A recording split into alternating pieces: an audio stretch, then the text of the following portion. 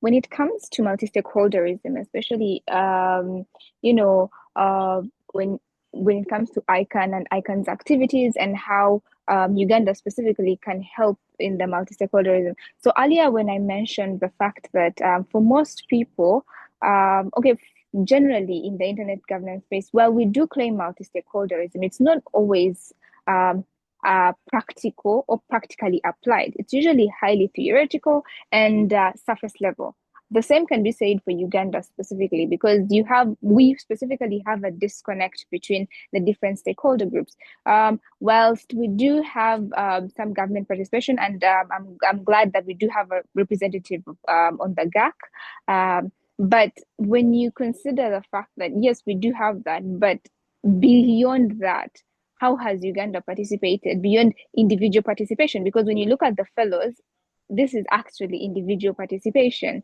Okay, the government hasn't tried to, for example, foster citizenship participation in DNS conversations and everything around that. For most people, to be honest, DNS is the unicorn. No one even knows about, beyond the fact that you type in www dot whatever your DNS is.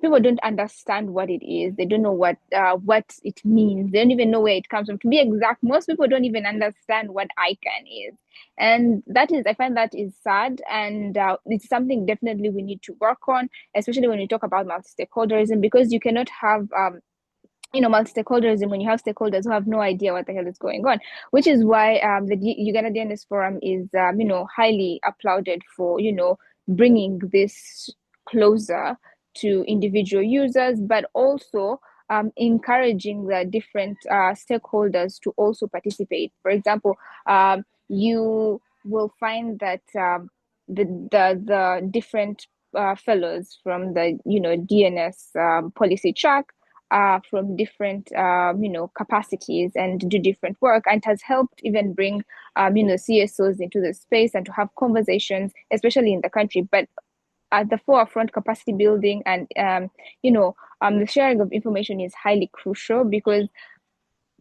no matter how you look at it, people cannot take part in conversations they do not understand on topics they have not heard about.